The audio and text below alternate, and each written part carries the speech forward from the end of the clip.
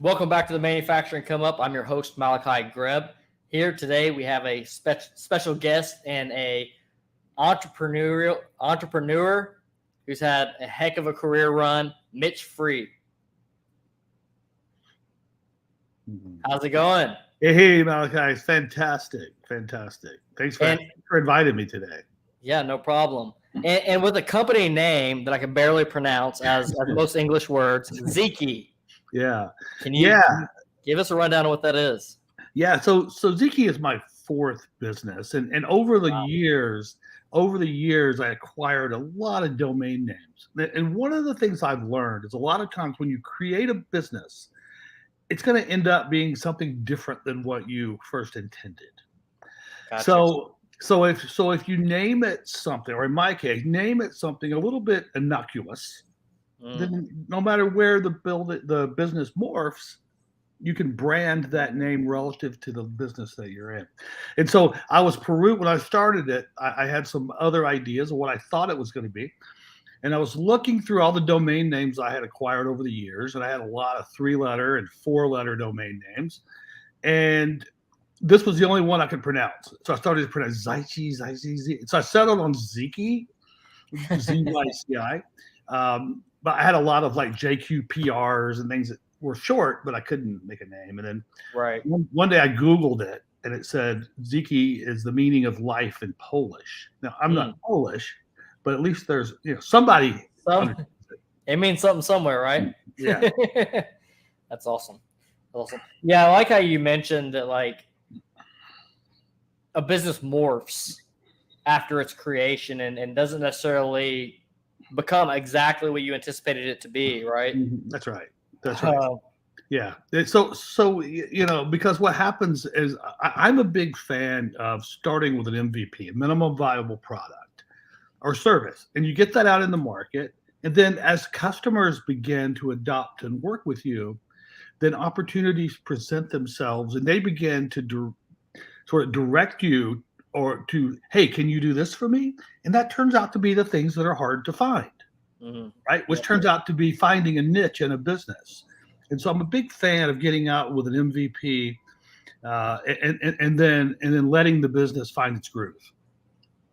Yeah, absolutely. I mean, honestly, like Elite Automation is kind of just in the past like year and a half has started to navigate into like robotic welding space, and it's been because of that same thing. It's a lot of customers are struggling to find the weld fixtures, right? And so it's actually the weld fixtures on why we're winning the capital projects, but it's because either companies don't want to do it or they're just charging a ridiculous price, because if they are going to do it, they're going to make a lot of money off of it. Yeah, absolutely. Yeah. So as a serial entrepreneur, what from the beginning, like where did your entrepreneurial journey really start?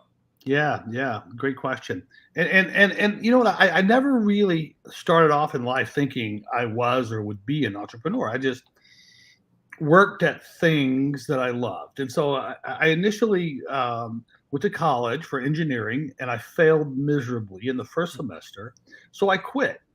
But in that first semester at college, at engineering school, there was a machine shop class. And that's what I enjoyed. I hated going to the math and the English, but I liked going in that machine shop class.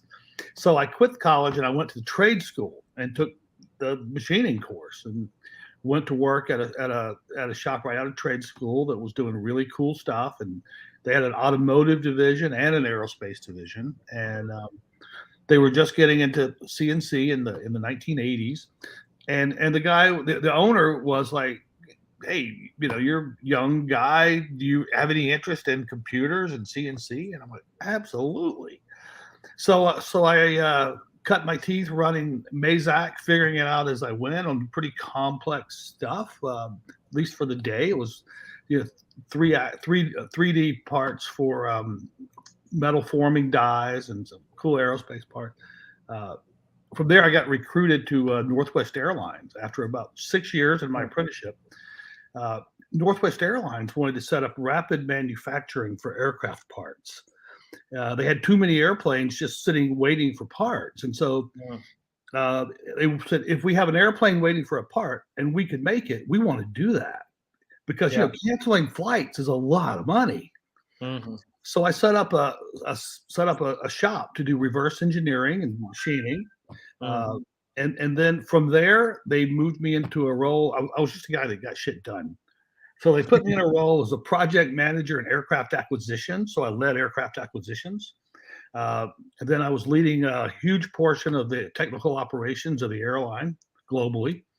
Got to live in some cool places. I lived in Israel and quickly in Toulouse, France, and in Dallas, Texas, and in Montreal, Canada, with airplane deals. Mm. And then there was an opportunity to start a CAD software business, CAD CAM software business, back in the back when it was first coming to PCs. And Okay. before that, CAD had been on more mainframe or mini computers. And so it was an opportunity, and I was scratching my head like, do I go be an entrepreneur, or do I keep my cushy executive job at the airline? And I rationalized that I could always get a job, but entrepreneurial opportunities don't come along that often, that are especially unique.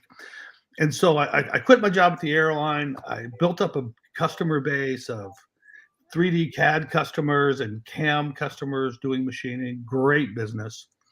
And then I was always thinking how to build community and keep that customer base happy. And one day, after introducing a customer that was designing things to one of my machine shop customers, we'd had a lunch meeting. I was driving out of the parking lot and I heard a commercial for lendingtree.com. Request your mortgage, let lenders compete. And that was a eureka moment for me. And I went home and I couldn't stop thinking about it. And I sat down and I wrote over a long weekend the first version of mfg.com, Mm. which is a system to connect buyers and suppliers of manufacturing services. Mm. Now, I wasn't super savvy with software development. I was decent, but not good with database. So I used a flat file. And if anyone's familiar with flat files, when people start putting commas in their company names when they register, throws off every field. So as people started adopting that system and using it, I spent my whole days opening the file, like taking out commas. And then I realized I was onto something. And so my customers were using this as a great community building tool. And then one day, people from all over the world started calling me and asking, could they join the marketplace? And I'm like, well, if you're not my software customer, it's $1,000 a year for a subscription. People are wiring money, and I realized that I was in the business, and I sold the CAD software business, focused on the internet marketplace business. Ran that for 13 years, grew that up to be a pretty big business all around the world. Sold part of that in 2006 to Jeff Bezos. 2007, sold another chunk to Fidelity. 2013, I sold the rest to a private equity group and took a year off. And then I started two companies, Fast Radius and Ziki. Wow. So, That's a heck of a run so far. I've been really fortunate, and just all doing things that I love to do, and having an idea and having enough ignorance to run with it. Never wrote a business plan.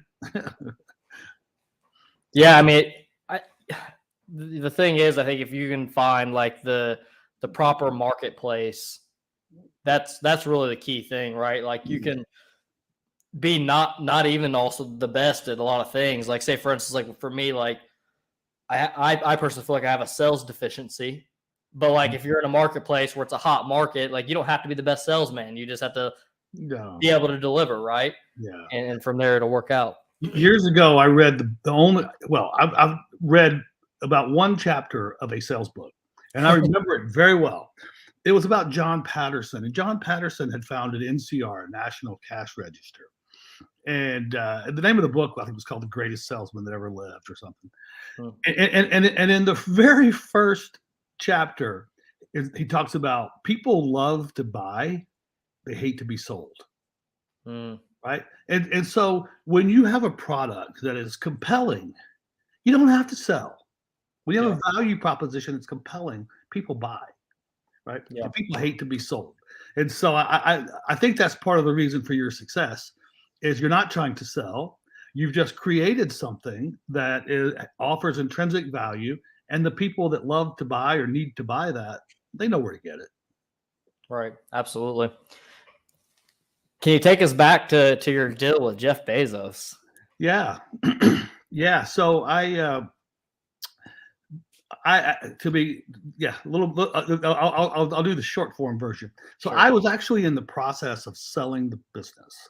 I had gotten a call from John Herstick, and some people may know, John Herstick is the guy that founded SolidWorks, and John had sold that to Dassault. He was working for Dassault Systems, and John called me up and said, "Hey, I'm really interested in this business," and he came, and over the period of 6 months, we got to know each other. And he said, Dassault would like to acquire this business, and we struck a deal. And then we went through months and months and months of negotiations, due diligence, how we were going to integrate. And we were maybe 2 weeks away from closing. And I get a call from this guy who says, "Hey, I work for Jeff Bezos and he would love to meet you." And I'm like, "Really? Is it?" So we set up a time for me to fly to Seattle. All the way there, I'm thinking, I'm getting punked. This is like he's punking me, and I'm going to get to Seattle, and it's going to be a big joke. So, but I fly there. I remember walking in the building of Amazon, which at that time was in a hospital. Amazon had rented a hospital that had been abandoned and had that for their headquarters. It was really cool. Still had up all the emergency signs and everything there. So I go in, I go to the receptionist, and she says, "Can I help you?" And I'm like, "Yeah, I'm here to see Jeff Bezos." And she goes, "Yeah. Do you have an appointment?" and I'm like, "Well, I think I do." And so I sit down with all the people filling out applications, and they're all kind of cutting their eyes at me like, "Who's this guy?" And then it wasn't 3 minutes later, his assistant came down and said, come with me. Jeff's waiting." So we went up, and I went to this conference room, and Jeff was he was like, "It's so great to meet you. I'm fascinated with your business, and here's how it works." And he just started peppering me with all these questions. How did you know how to do this? How did you do it so well? What's your revenue model? How are you going to scale this thing? On and on and on. And I was like, wow, this guy really is into my business. And we were probably 30, 45 minutes. And then his handlers came. I was like, "Jeff, you got to go. Said, give us 10 more minutes. We just keep batting." And then he left. He had to go. I remember saying, "Hey, can I get a photo?" I think I'll never see this guy again. And so, he said, "Yeah, sure." So I wish I would have taken my visitor badge off. It would have been a cooler photo. Yeah. But I can always try to Photoshop it. But I go back to my hotel, and I'm thinking, what the hell just happened? And so I'm just kind of sitting there, and then the phone rings, and it was his assistant again, and said, "Hey, Jeff said for me to send you a term sheet that he wants to be in business with you." And I'm like, "What?" She said, "Did you guys discuss terms?" And I'm like, "Wasn't a mention of it." And she said, "Well, he wants to invest, be a partner or something. He likes you. He wants to be in business with you." And I said, "Wow, I don't know what to say." And so she called me back and said, "If it's okay, I'll just get with your CFO and get some numbers, and we'll make an offer. And you can sell, some portion of the business to Jeff." And I'm like, "That's really flattering, but I can't because I'm under. I can't. I didn't tell them why because I was under NDA with Dassault that I'm not supposed to be sharing it at that point in time, right?" Gotcha. And so she says, "Okay." So she calls him back. Says, "He said he's not taking no for an answer." So we volleyed it back. I'm like, "Fine, if you guys want to make an offer, make an offer." So they got some numbers. They made an offer. It was very generous, but I still said no. I can't. And then 2 days later, Jeff calls me and says, "Hey, I've cleared some time on my calendar. I don't know why you don't want to work with me." He's like, I know how to scale an internet business. I get what you're doing. And the reason he knew so much was his engineers at Blue Origin in the early days were using my service to get their parts made. Mhm. And they had told him all about it, and he had kind of used it under one of their names. So I said, look, Jeff, the reason I'm declining, not because I don't want to be in business with you. I'm selling the business, and now it's in about 10 days. And he said, oh, hell no. He said, this business is still embryonic. Why would you sell it? He said, if you truly want to sell this business, I'll pay you $5 million more than whatever they're paying you and hire you to run it for me. He said, but wouldn't that be dumb with all the upside potential? I'm like, He said, why don't you? He said, first of all, why are you selling the business? And I'm like, well, I never raised any money. I've used all my own funds. I've got my house is mortgaged. I got 8 credit cards. I got all this stuff that you do when you run a business. Sure. And I haven't been taking much money out of the business. So to get a nice paycheck from selling the business is nice. So he said, well, why don't you give me a number and you take some money off the table that satisfies your financial needs, and then I'll buy that much from you, and then keep the rest, and we'll grow this thing. Well, shit, that makes sense. So I called my lawyers and said, what do I do? And they said, well, you better call up the people that are buying you and find a way. So I did. I said, I have seller's remorse. Myself and my team have decided we are not excited about joining your company. And before we close the deal, we feel like you should know that. And so we went back and forth, and we volleyed it for a while. And they were like, oh, you just want a better offer. You're trying to get more money. I'm like, I'm not trying to get more money. This is, So they ultimately rescinded their offer, and I did the deal with them, with Jeff. And Jeff was a great partner. And we got together for quarterly dinners for 4 or 5 years. So really, yeah, that's super cool. Yeah, I think realistically, there's a lot of great business people out here that don't necessarily have the publicity of Jeff, and I think that you definitely fall into that category. Yeah. But I think also one more interesting story there. But one of the reasons that I was reluctant to back out of the deal of selling it is my employees knew they were going to be cashing in their stock options, right? They were all already looking at cars and whatever. And I told Jeff, this is an issue, man. And so he chipped in $2 million for me to hand out as bonuses, of which he got 0 equity for. Just because he didn't want any of the employees to feel slighted because the sale didn't go through. So they all got the same or more than what they would have gotten had the sale gone through. Anyway, my point there was incredibly generous guy and thought about every one of those people. So that's awesome. That's super awesome. Yeah, and really just being able to have that experience with somebody who's operating at that level, and to be able to meet, do your quarterly dinners, and then I'm assuming there's some type of business conversation going on with how the company's currently operating, because you stayed and operated that company at that point, right? Yeah, I did. Yeah, absolutely. And I'll say there are times where I would come to him with a strategy challenge or something, and I would talk it through, and he's listening, and I get there, and he goes, what do you think? And I would say, well, here's my gut. And he said, trust your gut, trust your instincts. That's why I invested in you. You know what you're doing. So I have to say, there weren't a lot of times that I got incredible wisdom, but maybe I got validation of what I was thinking. But most of the time, he was just like, trust your instincts. I trust you to do it. So that's super cool. Yeah. So how did that business end up transpiring as you moved on? Yeah. So I remember it was in 2012.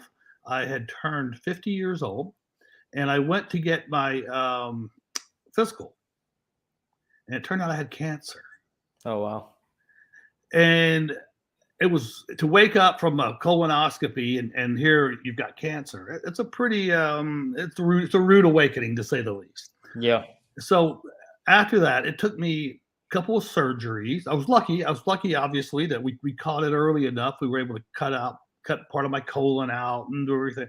But going through those surgeries and all that, I was away from the business about 4.5 months, and I was just, well, when it was time to go back, I just realized I wanted to do something different. When you've been running something and going so hard for 13 years, it had taken a toll on me, especially with a global operation. And so I realized I didn't want to do that. And quite frankly, the business had figured out how to do well without me, which was actually a good thing to see. And, fresh ideas. I have this belief that a CEO is probably not good in a business for more than 10 years, because I think you need some fresh perspective after that. And it wasn't what I intended, but I saw that they were doing just fine. I wanted a fresh challenge. I didn't know what that was, but I felt like having caught the cancer, beat the cancer, I had a new lease on life. I had made some money. So I just took a year and figured it out. And it just, as I thought about what do I really, and I sold the rest of my stock to a private equity firm during that time. And I thought about what do I really enjoy? And I was thinking back to the days when I was a machinist and how much I had loved that. And I thought, well, that's what I want to do. That's what I want to do. And it'll probably never be as big of a business as some of the others that I've built, but it's a passion and it's something I enjoy. And so it turned out that Ziki has become a pretty decent size business by default. But I started that, but I also started Fast Radius simultaneously. And Fast Radius is a 3D printing business that I started in partnership with Stratasys and UPS. And that came about John Herstick, who had started Stratasys, SolidWorks that I mentioned earlier, and Scott Crump, who founded Stratasys, who was the guy that sort of invented FDM 3D printing. We're in Atlanta one night. We went out for a beer. And Scott Crump was like, "What are you working on these days?" And I'm like, "I'm going to start this CNC machining business because it's what I enjoy." He goes, "How about starting a 3D printing business?" And I said, "Well, I wasn't thinking about it." And then he told me that he had some unique technology in his R&D lab, and he wanted an entrepreneur to create a business around that technology so that he could then acquire it. That if he tried to take that technology and do a startup internally, it might not be as successful because the people working inside of a corporation typically aren't that entrepreneurial, and if they are, they're bound by the rules of the corporation. So it's hard to innovate and do stupid things, try crazy things inside of a corporation. Gotcha. So I started Fast Radius, and part of the thesis of that was to have lots of 3D printers embedded at logistics hubs around the world to build a connected additive manufacturing cloud in order to facilitate digital virtual inventory. So SKUs that don't exist until someone orders them, and then they get printed, want a box and delivered. Yeah. So I built that in partnership with UPS. Gotcha. And then I sold my shares, my portion of that business in 2018. Gotcha. With starting multiple companies at one time, did you operate those companies as separate companies? I did because Fast Radius was intended to be sold to Stratasys. Didn't work out because they got themselves in a bit of a trouble. They bought MakerBot, messed up their market cap, etc. But yeah, I ran them as separate businesses because Ziki was always intended for me to be the owner and run it. I have no partners, no board of directors, no investors, no debt, great little business. And then Fast Radius was intended to be sold, so I kept them as separate businesses. Yeah, I mean that definitely makes sense, especially too. It seems like their business models are like quite a bit different from one another as well. Yeah, absolutely.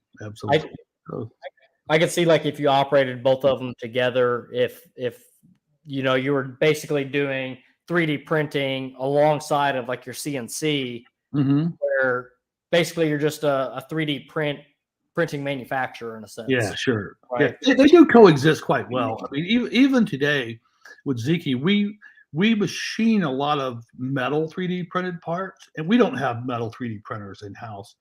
But our customers will ask us to handle the whole thing, and then we'll outsource the metal 3D printing. And the reason is I've yet to see a metal 3D printed part that didn't get machining after it was printed, right? Because you're always establishing datums or putting your holes in it or threads or truing up a bore, and so so they do coexist, but additive in general is an easier business than CNC machining, particularly in the polymer side of things. A lot more to know on the metal side. Where do you see the advantage of doing the 3D metal printing versus just CNCing the whole thing? Yeah, that's a great question that everyone should understand the answer to, because it's so I always say, if it can be machined, you should machine it. Absolutely. Where you get the advantages from 3D printing, particularly in metal, is by taking advantage of geometry that you cannot machine. As an example, one of the famous example is GE has a fuel nozzle for their LEAP engine, and through that fuel nozzle, they have printed like venturis, so passages that get smaller and bigger. There's no way you could drill that or machine that inside of a part, right? Yeah. But what that does is it helps atomize the fuel better, which results in a significant fuel savings. I think they claim 18 to 20% better fuel utilization. Wow. So and then injection molding, conformal cooling, printing in cooling lines that run through the injection mold that actually conform to the geometry. So they're sort of snaking cooling channels inside of a part. Though no way you could do that. Hypersonic missile components can build in baffles and things that'll dissipate the shock wave. No way to get in there and machine those. Rocket companies are printing rocket casings, and instead of having fuel lines that are sort of attached to the outside of the case, they're just printing channels through the part for the fuel to run through. So it minimizes assembly, but it also, that fuel running through the casings helps cool it down. Yeah. So that's just but a few, but those are the types of things where 3D printing in metal really makes sense. But if you're trying to take a machined part and say, oh, can I print it? You can, but the economics are not going to work.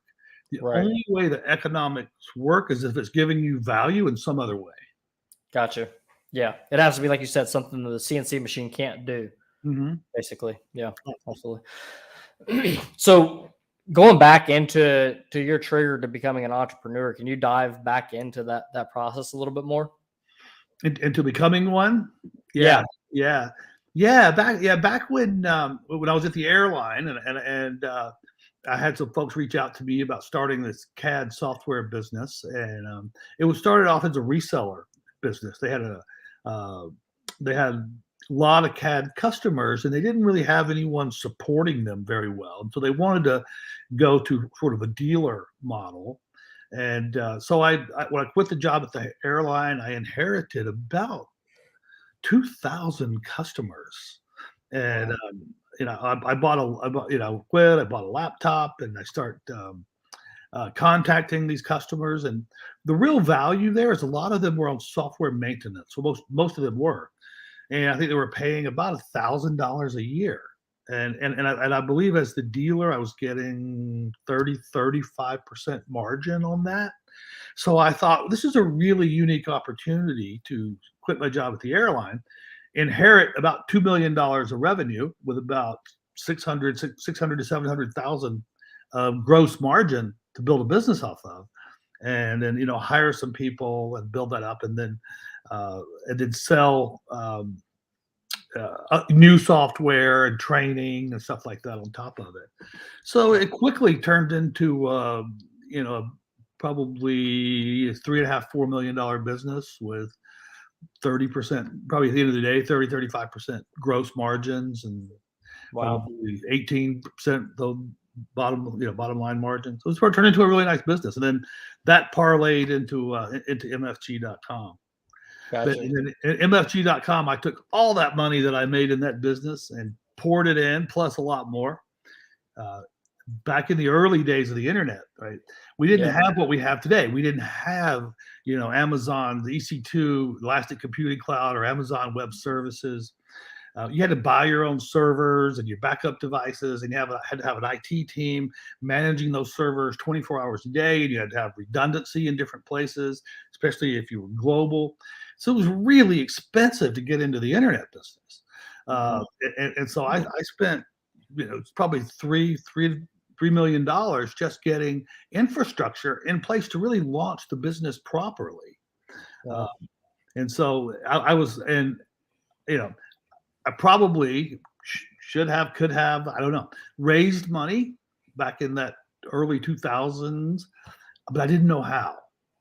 And I felt Right. like it was easier for me to get it running, generate revenue from the business. I'd sell a subscription and buy a chair and sell another one and buy two staplers and just growing it that way. But there were some tough times. There were some tough times. I remember going to the hospital like in the middle of the night with a panic attack, or I thought I was having a heart attack. Went to the hospital, and I get there. They're like, you're not having a heart attack. You have stress. And I'm like, yeah, payroll's due in 2 days, and I'm 80 grand short.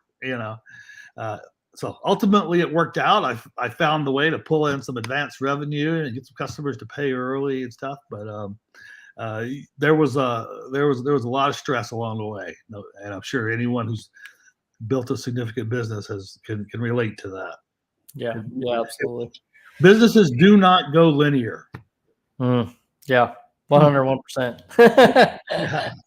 Yeah. Yeah, that's one thing that's in my mind now is like we've grown very aggressively over the past 3 years, and I'm not gonna say that I need a break from the growth, but I need a break from the growth. You know what I Yeah. mean? Like just like let things be a little bit like smoother, a little bit more predictable. Mhm. Maybe let there be a little bit more money sitting in the bank versus just like, okay, we have money, let's invest it. Yeah, yeah. Um, Yeah. That's a hard thing to do when there's opportunity confronting you, right? yeah, But it is a very good discipline to have and to implement, right? You don't want to miss opportunities, but at some point, you don't want to burn out yourself, burn out your team, right? Or let the quality of your service suffer some. yeah, And I can say that speaking from someone who's been through that cycle before, where where you because as you grow and things become a little more disorganized, it consumes more cash. There's more risk out there, more communication to do with internal people, with customers, etc.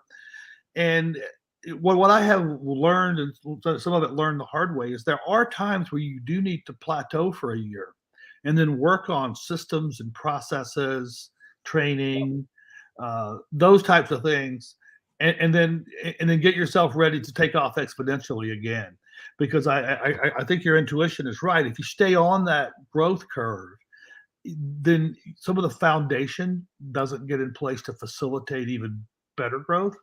yeah. And it's really hard because if you get too far along, people have that saying, it's like trying to change the wings on an airplane while it's flying, right? Right. Yeah. Yes. Yeah. It's better just yeah. better to land, change the wings, and take off again. Yeah. Yeah. Absolutely. Yeah. Like for us, like it's been this year, what I would consider we just reached organizational size where like we essentially have departments of each Mhm. kind. And, now that we've gotten to the point where those departments are set up, now it's a matter of like, kind of like you said, fortifying those departments and making them stronger, putting more Mhm. procedures in place. Like there's been a lot of things. It's like we built procedures as we've gone, but then Yeah. like even like this year, like I pretty much led our sales, and I'm not a sales guy and not had any sales experience. Mhm. And I mean, like really having a true understanding, like this year alone, that like lead generation is its own thing. Like, doing things like email campaigns, social media marketing, like all these Mhm. different, especially on the sales side of things, not as much on the marketing things. The marketing things I've understood much Mhm. better and kind of from the beginning. Um, but definitely on like the sales side of things, like doing the things like email campaigns and like using external lead gen Yeah. services, doing just different sales initiatives, right? LinkedIn. We've been using LinkedIn since day one. Yeah, Yeah. I mean, I guess for like transparency, like we've used LinkedIn almost primarily up until, I mean, realistically, the past like 6 months, maybe. Sure. So it's been all LinkedIn, and like I guess like one thing that I didn't really realize is like email campaign stuff and like getting lead lists and emailing lead lists. Mhm. I didn't really know that was a thing, and in my mind, actually, I kind of looked at it as like almost like a negative thing, right? Yeah, Like I was sure. like, It's hard yeah, to break through the noise with those things though, because it's that. But yeah, I mean, you never know where you're going to find your next customer. yeah, yeah, absolutely, Yeah. absolutely, and for us, it's like now it's like also creating like diversification. Hmm. So like, okay, everything came from LinkedIn. What if LinkedIn shuts down tomorrow? Yeah. Then what? Sure. Um, yeah. Yeah. Luckily now we're just now starting to get like what I would consider like repeat customers and having like enough of a customer list where it's like, okay, maybe this customer doesn't buy this year, but they buy next year, Right. right? And so we've just now reached an age where like that's Hmm. a thing, which is extremely helpful. It is, and I bet one of the things you're going to find is as time goes on, your customers that are just love you and are evangelists. Some of those customers are going to leave that company and go to another company, and then bring Mm, you in. And there's a point in a business where that creates a snowball effect, mm, and it takes a few years for that to happen. But yeah, then people start leaving, and then they just bring you to their next place and to their next place, and it just begins this really interesting snowball effect. And I've watched it happen multiple times in my companies and in companies that I've been invested in or on the board of. I've seen that. So I think uh, this curve happens of customer acquisition, and then there hits a point in time where you don't really have to do anything in marketing because yeah. the pull just becomes so great from your past work of building it. Yeah, absolutely. Like honestly, like, and all the reason I'm discussing all these things is there's somebody else out there probably wanting to start a Yeah, business. exactly, exactly. No, it's good. It's good for everyone to hear. So, um, so I came from a company that, like, at the stage of that company, whenever I came on, they was already to a point of they just had those repeat customers, right? And so mhm, they didn't have any outside sales, inside sales, whatever you want to call it, right? But um, everybody was a repeat customer, and so therefore they didn't have a sales process, so therefore I wasn't really able to experience the sales process mhm.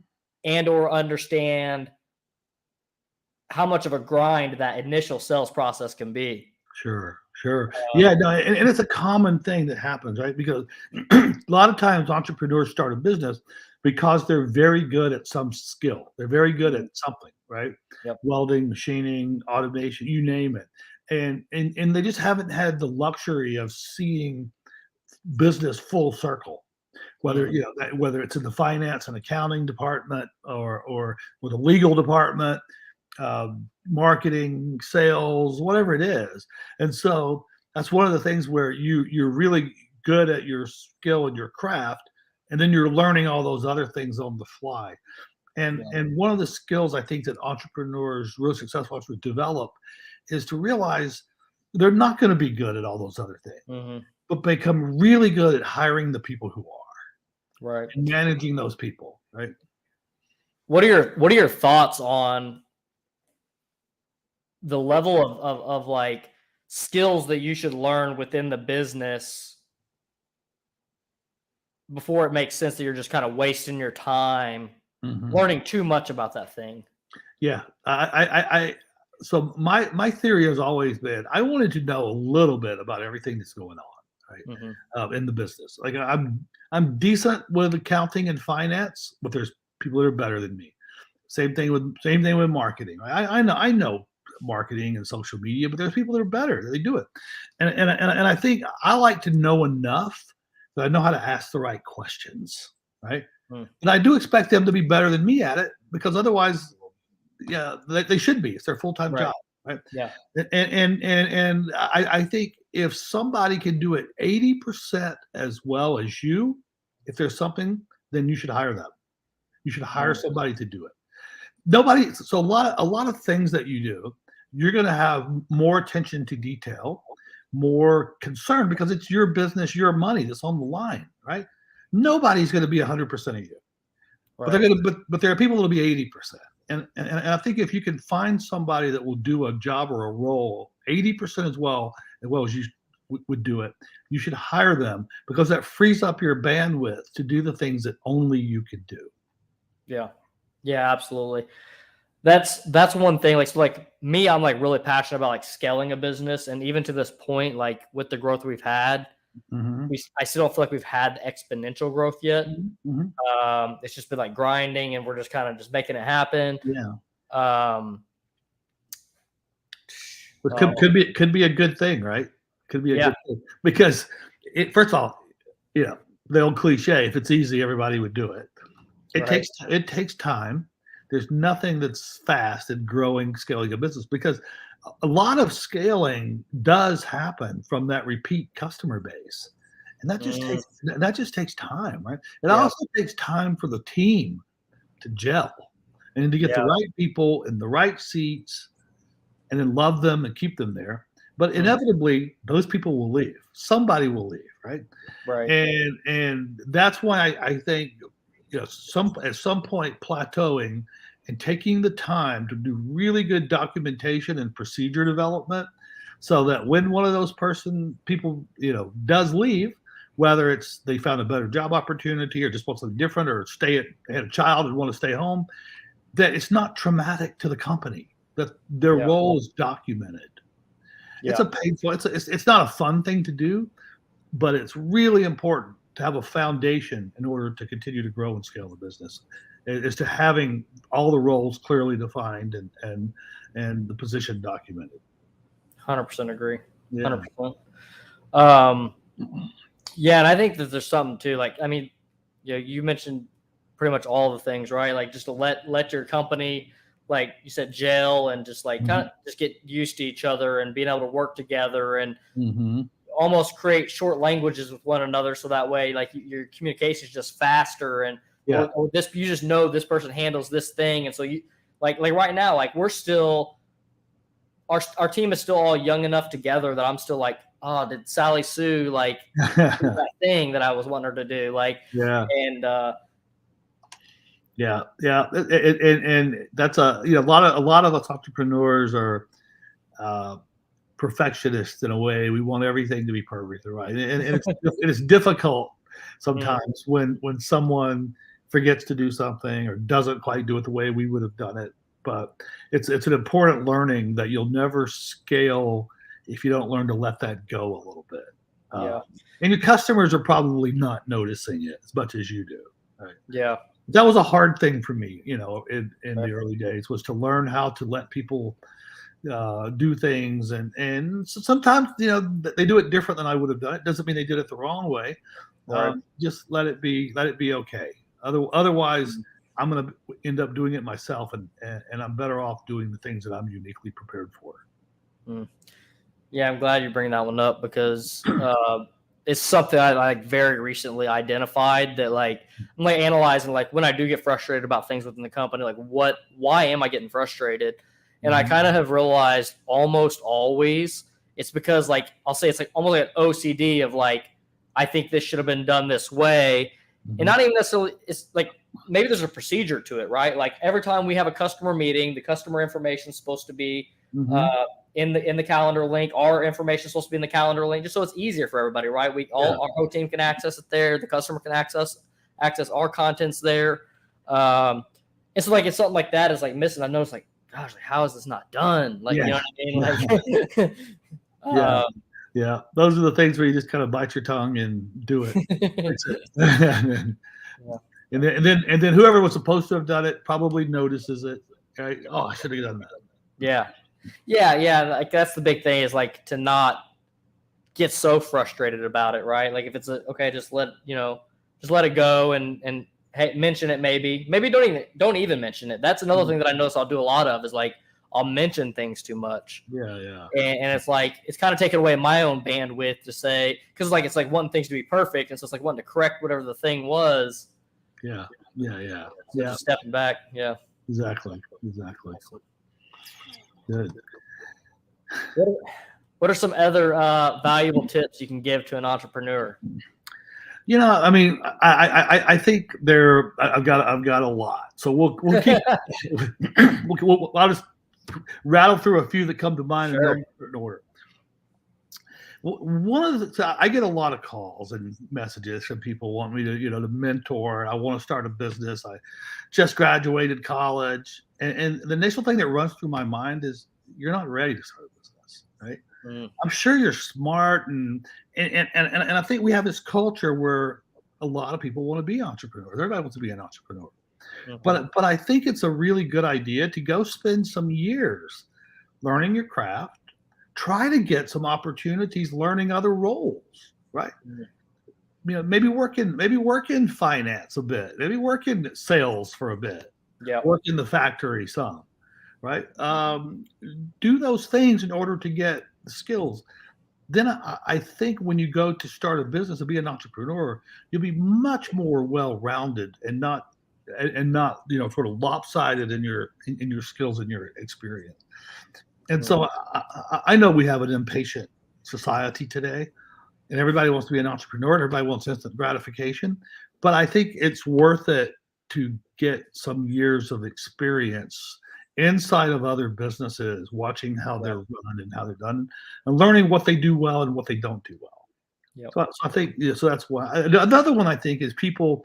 Well, I'll hear say, "Oh, I'm trying to come up with this genius idea. I'm trying to come up with something that nobody's done yet, or whatever." And I think you don't have to. You just take everything and do it well. I once had an employee who came to me and said he was quitting to start his own business, and he was a really good programmer, DBA, database guy. And I said, "What are you going to do?" And he said, "I don't even really want to tell you. You're probably going to laugh at me." And I'm like, "I'm not going to laugh at you." He said, "I'm going to put up fences." Mm. And he said, "My wife and I have been trying to get a fence up for our backyard." He said, "We had to call 5 people before somebody would come out and give us a quote. He said, "And then we wanted to place the order, and we had to chase them in order to get them to take our order. Then they Mm. didn't show up when they were supposed to. They were weeks late. They left a mess when they finished." He said, "So my wife and I decided we're going to create a fence business, and we're going to show up when people call for a quote. Mm. We're going to give a quote back within 24 hours. We're going to show up when we agreed to install the fence. And when we're done, we're going to clean up and send a thank you note." Mm. Yep. And the guy went on and developed an incredible business. It's a pretty big business today, putting up Wow. fences. So I Wow. put it, you don't have to do anything incredibly unique or reinvent something. Just take something and do it well. Yeah. I was listening to like an audio book or something like that over the past few weeks, and it was like basically if you can start a business, obviously execute on the business and do it 20% better than your competitor, Mm-hmm. then you're Win, you there. win. Yeah. Yeah. Yeah. It's just, there's a lot of sucky service out there today. People that just Mhm. don't follow through very well. So I think I'll tell people, you don't have to invent something that's never been done before. Just take something that you know or you experience that is lacking and do it, and just do it well. Mhm. Just do it well. And another piece of advice I often give is that minimum viable product idea we talked about very early on, whether Mhm. it's a product or a service. Don't try to perfect it before you launch it, Mm. because if you spend way too much time trying to get everything buttoned up and perfect, the moment that you get it to the market, it's going to change, and that will have been wasted time. Mm. So I think just get to the market, and then I'll use the saying, you gotta prove dogs will eat the dog food, right? If you put it out there, is the market going to consume whatever it is you're trying to sell them, Mm. right? If they don't, then tweak it until you find it, right? And so, as I've done quite a bit of investing in small businesses and startups, and one of the things that I've learned along the way is to not invest until the entrepreneur has figured that out. What is it that's going to resonate? Uh, Mm. and I really like to see them use their energy, their money, to get the minimum viable product going. Just show me a taste of it that somebody has paid you money for what you want to do, and that you were able to successfully deliver that, even on a small scale. And then I believe if I invest or somebody invests, that you can then take that and scale it, right? But I really think it's important for the entrepreneur to have skin in the game in that iteration phase to figure out what is their offering to the market. Yeah. And just zigzag in very small bites until customers start biting, start buying. Yeah. So I don't like to see one where people say they haven't sold anything yet. Yeah. Not a good sign, right? Not a good. Yeah. Show me some POs. Show me some successful. They might be $1,000 deals, right? Right. But you showed me that somebody bought it. Yeah. Yeah, absolutely. And one, like you said, just being able to exhibit that you can sell whatever that product is. But the other thing that I've noticed when having larger inflows of money, we tend to not spend that money as wisely. Mm-hmm. We tend to not start spending our money wisely until we have to start spending our money wisely. Yeah. And it's a completely different mindset right now. Like if we get into a position where we're getting tight on salaries and, customer payments not for 60 days out, now it starts to become a question. What can we cut back on anything? What exactly don't we need that we're doing right now that, or can we shift people from this department, maybe from like marketing department to sales department to maybe get some more immediate return on some of our labor. Right. Yeah. And ultimately you'll hit the point where that becomes ingrained in the culture where it is consistent and not reactive. Right. Again, I have seen that cycle. I've been exactly in that same spot. And then eventually you learn, shit, this better just be part of the culture every day. It makes life a lot easier. So, yeah. Absolutely. But it is a problem. Sometimes the companies go and they raise money too quickly and they get a lot of money in the bank from investors, whether it's, venture capital or angel investors or whatever. And then they take that money and they go and they start hiring a staff, building infrastructure. They get an expensive office, and next thing you know, they've got this big payroll and rent and everything else, and they still haven't sold anything. And one that you're getting spending that money too quickly to build, like you said, to build up an infrastructure is really a death spiral because. Once you have it, you have it. You're committed to that burn rate. And that's always encourage people, just be lean as hell. Do everything. Do your accounting, do your sales, do your marketing, do your product development with as few people as you possibly can. And once you figure out what your offering is, then you can go raise money and scale the hell out of it. Yeah, absolutely. It's like also too, like after you find something that's working out well, then it can potentially be it's just a matter of adding funds behind this to multiply what we're already doing for success. And that's where investors want to invest. They want to invest to see something scale. They don't necessarily want to invest for you to figure out what you're gonna offer. Right. They want to invest that you figured it out, and now you need to scale it 100 times. Yeah, absolutely. Yeah, and in all transparency, like one of my struggles on overspending is definitely on employees. I always want to, as soon as we get a chunk of money, I'm always like, let's hire this person so it opens up this capability. Sure. Yeah, well, and it's a common thing to do. It's because you want to have those capabilities. You want to be able to fit the needs and delight your customers. So I can understand that. Awesome. Yeah. Mitch, do you have any other valuable tips? I mean, I know you probably have like a whole treasure chest back there. Yeah. But, well, I think to that one, I think treat cash wisely, avoid debt when possible. But a lot of times it's not possible. I couldn't avoid it in my first businesses, but now that I have a business where I don't have debt, it's a whole lot more fun. Right. So I've lived both. And I think just focus intently on the customer. And so I'll leave you with, or well, I'm not sure we're leaving, but I'll leave you with one parting piece of advice here that I got from Jeff Bezos. And in the early days of MFG.com and our early days after Jeff invested, I sent out a press release. We had hit some milestone, I don't know, $1 billion in transactions processed or something, about how great we are and how much we've grown. And then Jeff called me and he's like, "Hey, I saw that press release." I'm thinking he's going to say congratulations. He said, "I hope I never see anything like that again."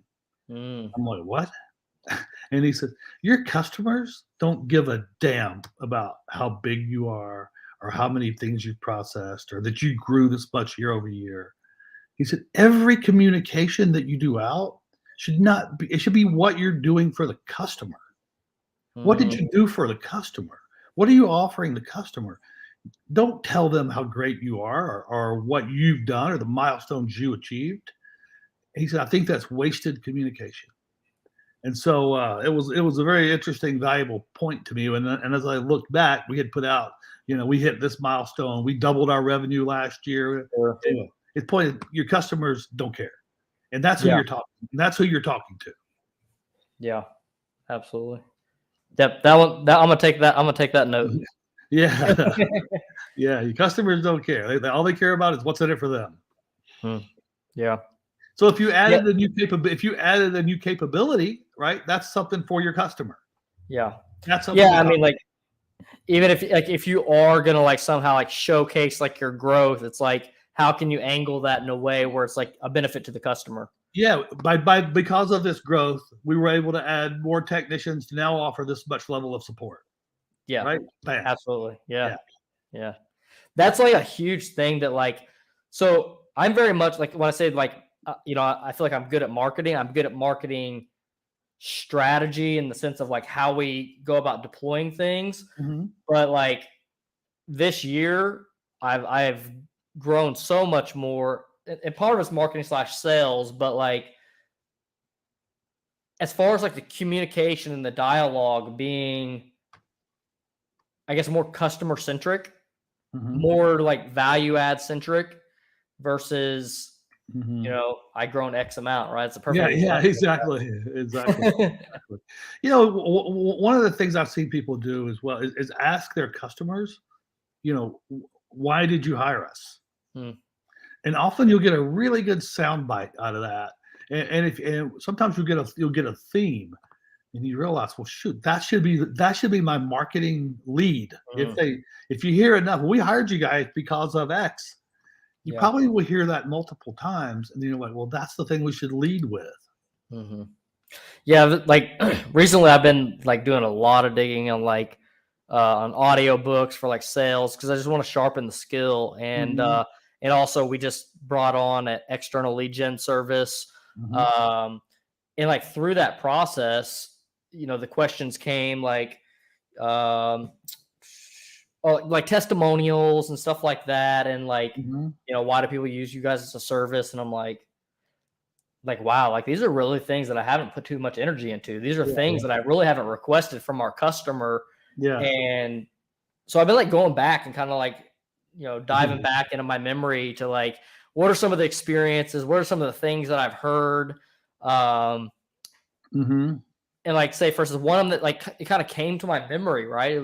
It's not even necessarily something that was happened very immediately in the past, but hearing multiple customers saying that we have one of the quickest response rates to any other vendor they have. And I'm That's like, okay. amazing. That's amazing. Yeah. I was like, but it was like a light bulb. You know what I mean? Like, That's a unique value proposition or unique sales proposition. It's your USP, right? We're fast. People, right. Yeah, you want to have something that's different. Another one of I've not read that many books in my life, to be honest, but another one I read years ago was by Seth Godin. It's called Purple Cow, and it's about making your business stand out, different from the others, right? Because if you're the same as everyone else and you're using the same pitch, you're no different, right? And you just get mixed in, and it's hard for your customers to differentiate you. And that back to picking a name like Zeke for a CNC machining business, right? The majority of the businesses out there are, Southwest Precision, Northern Precision, Absolute Precision, and they're all the same. How do you differentiate it? So I went, so part of picking a name that's brandable, or a mantra that's brandable, or something that makes you unique, and you got for domain names, you got GoDaddy, right? Nothing about domain name, but it's memorable, right? Yeah. Yeah. I got kind of a funny story about that. I don't know if I can get into it, but put it this way. My girlfriend said, was GoDaddy.com. Yeah, there you go. I like it. Yeah. There was something I had in my mind that, oh well. Oh yeah, I was going to ask, what have you used to like learn through your business processes? It's like books, like mentors, what? Yeah. So the best thing that ever happened to me, it was probably 20 years ago. I joined Entrepreneur Organization, and it's EO is the group, and there's members and chapters all around the world. And in Atlanta, there's a couple hundred members, but then there's forums, and in my forum, there's 10 people, and we're all in different businesses, so nobody's competitive, and we get together once a month for 3 hours, and people in this very closed environment where what's said in the room stays in the room, and because no one is competitive, people feel free to share their struggles with their business life, their struggles with their personal life, things that are going on in your head that you don't want to tell your employees, you don't want to tell your customers, you probably don't want, sometimes you don't even want to discuss it with your spouse, right? And joining that group where you got 9 other entrepreneurs to bounce things off of and run through challenges of growing infrastructure, capital, it's been just incredibly invaluable. And when we started, we were all pretty green, and we're all pretty green, and today everybody's got had multiple businesses and successes, and so now it's more of a social group than it is a learning group. But it's friends for life, because we've been together and shared a lot and seen each other's ups and downs and everybody's secrets, and so. Yeah, that's super powerful. Yeah. I definitely got to look into seeing if I can get involved in something like that. Look it up. It's just EO Entrepreneur Organization. I'm sure there's one in Indiana.